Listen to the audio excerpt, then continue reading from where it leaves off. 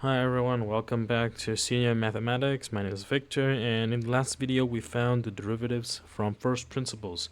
Today we're going to be using it to be solving one of the most powerful types of problems in calculus, which is going to be about optimization.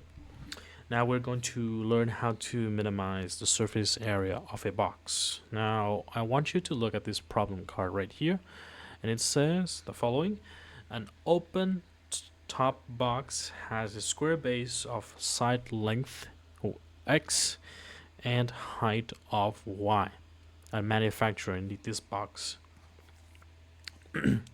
And the volume should be exactly 32 cubic centimeters.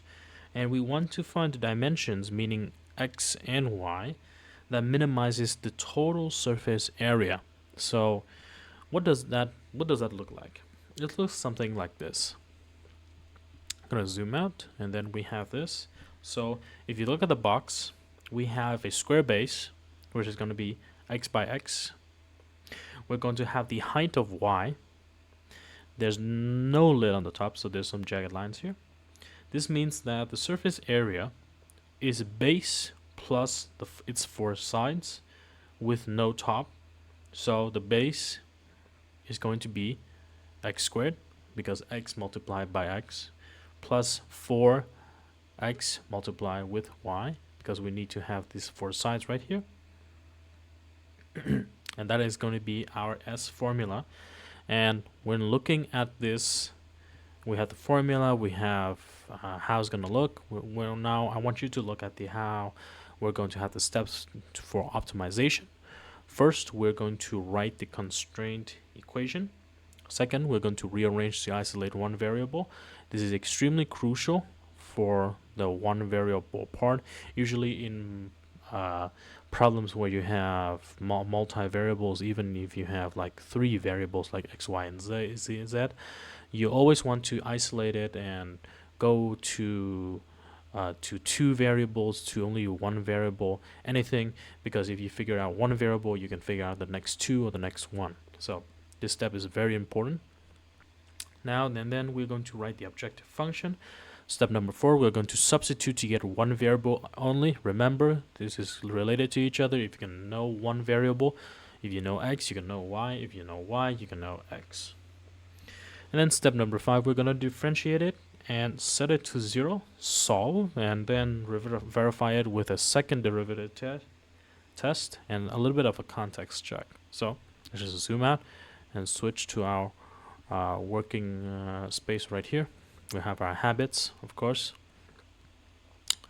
Habits here. If you're in doubt, of course, you're going to draw it out as usual. But now we're going to do some actual calculus here. So let's zoom that out just a little bit. Actually, let's zoom it in just to give you a little bit of a look of what we're given and what we're going to do. So the given equations on the left, so let's work through the algebra. So because there's a constraint, I'm going to write that down.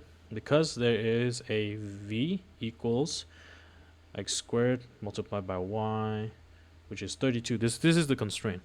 Constraint is volume equals 32. Now we want to rearrange this for y. Let's rearrange this. There's our rearrangement. I'm going to just write this down here. So 32 divided by x squared. This is our rearrangement. Why do we want to rearrange this? It is because when we have y in terms of x, we can now actually sub it into s, which is going to be our surface area. Our s equals x squared plus 4xy.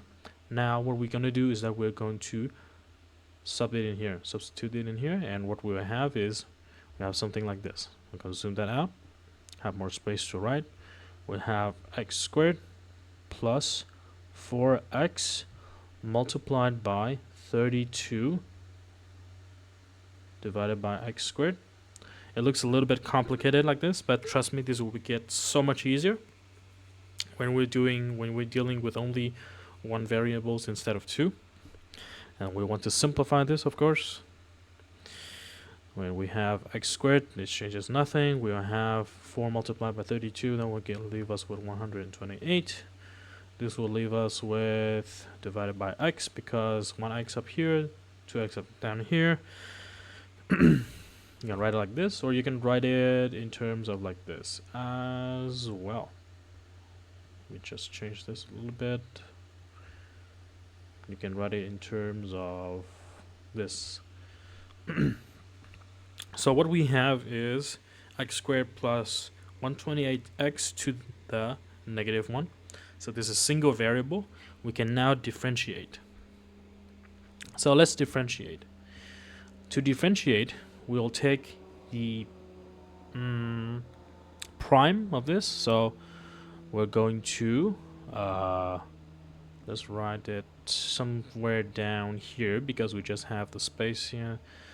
So we have, this is sx, okay? So we want to differentiate it. So we have prime of this. We'll have, so we want to bring the 2 down here to the x. So we have 2x. This is to the power of 2. When we minus 1, this will be only 1. And then when we will minus 128 to the power x to the power of negative 2 here, we're doing it for this, minus 1 over here would be multiplied by 128 would be minus 128. And we do need to have x minus 1 here, because we are doing the shortcut form of the derivative. So this will leave us with 128 minus 128 x with to the power of minus 2. And so this would be our differentiation. Again, the derivative tells you the slope at a single point. At minimum, the slope is 0. Now I need to solve for this. The slope is 0, so I have to setting s to the prime x here to 0. If I set this to 0, then I would have something that looks like this. 2x equals 128x to the power of negative 2. Okay, so I want to put everything to one side. I want to put so I'm gonna bring this 2x here, so I'm gonna have something like 2x to the power of 3, because I'm bringing minus 2 over here. But because I'm switching sides, I want to reverse the negative sign here to a positive one. So I would have something like this, 128. So this would leave me with, I can write it down here for easier to see. This would be equal to 64. And so solving this with a calculator or something like that is pretty easy to find this. X would equal to 4. I want to multiply both sides. If you're still a little bit confused by this, then you can think about how you can multiply both sides with x squared. And because you are multiplying both sides with x squared, you're essentially adding 2 to each of the x factor here. So if you look something like 1 plus 2 here, so if you plus 2 on both sides, this will be 0. 0 means x to the power of 0 would mean 1. So this will be 128 only. This would be x to the power of 3, because 1 plus 2 is 3. So cube root. So x cubed is 64. We have cube root x equals 4. Now we need to find y, of course. And so what we do know about y is that y equals 32 over x squared. And so what we can do is we can just substitute it into together. So we have 32 over 16, because 4 squared equals 16. This will give us 2. And that would give us our answer. So x is 4 and y is 2. Now, we do want a second derivative test. So if our original derivative looks something like this, we have, let's see, we have 2x minus 128 to the power of negative 2. This is our original one. If we were to derive this, just a second derivative, we will have something like this. So we would have 2 here. We eliminate x. This is plus 1, but we need to minus 1 here if we derivative again. So if we do something like this, minus 1, we bring the 1 down here, so 1. So it looks something like 2x only. If we're doing the same for this, so this would look something as plus 256 x minus 3, because we're getting this minus 2 down here, and so this would look something like this. It would look pretty crazy. It would look something like minus 2 multiplied by minus 128, and then because it's x minus 2, I have to minus 1 here. This is the shortcut version of it. So 2 negatives together will create 1 positive. This will be 256. Minus 2 minus 1 will be 3. And we will have this form right here. So this is the result of our second derivative. And because this is the result of our second derivative, we don't have x here, sorry, my bad, because x here is x to the power of 0, of course. If we were to switch and substitute x 4 here, x equals 4, so we have set 2 derivatives of 4 here.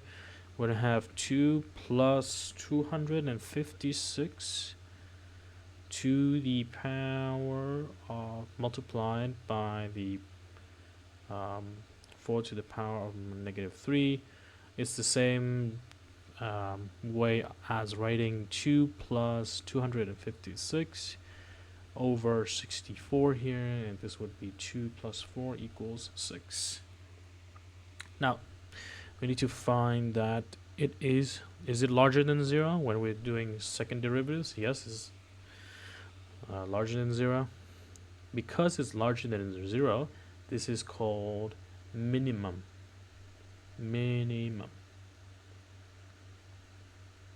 Right here.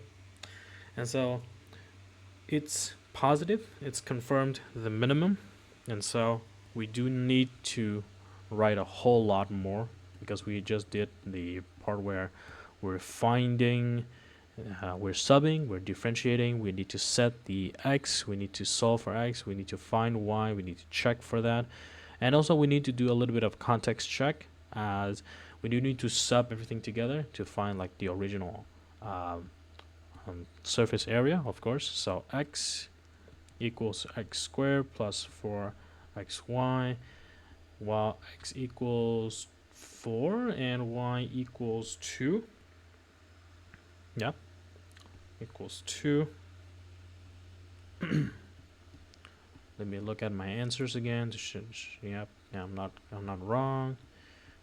So I need to swap this in together. So I have 4 squared plus 4 multiplied by 4 multiplied by 2, and I have something like 16 plus 16 multiplied by 2 would be 32. This would give us 48, and this would be in centimeters squared because I'm finding the surface area.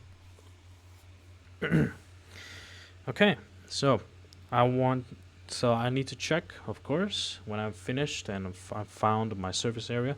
What I also want to do is, does my answer make sense in the context? I want to check by substituting them back.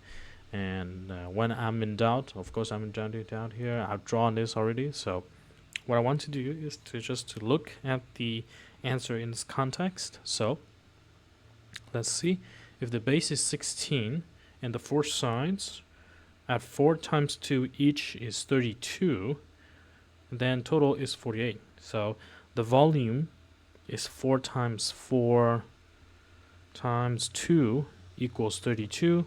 That is, the constraint is definitely satisfied, as you can see right here. If you can see, x squared multiplied by y equals 32.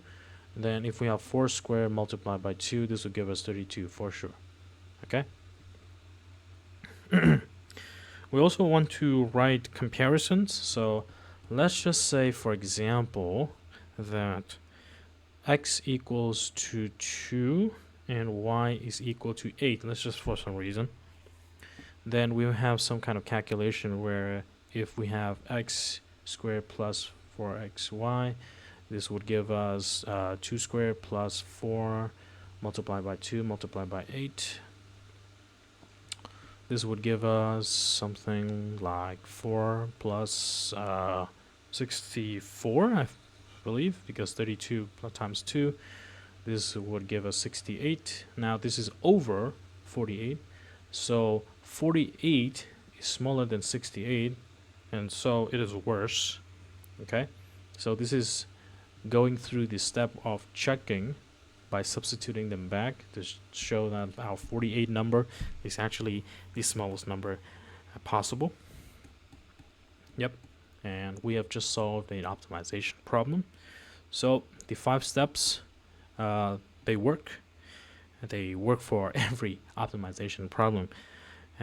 Constraint, remember constraint, objective, substitute, differentiate, and verify. So these are this is going to be the recipe. You do want to verify, you do want to have a context check, but just substituting them, differentiating them, set them to x, solve for x, find y, check for the second derivative, and then do a little bit of a context check. It works all the time. So in the next video, we'll go into the other side of calculus. I will be can cover integration with the fundamental theorem, and I will see you there. Thanks for watching.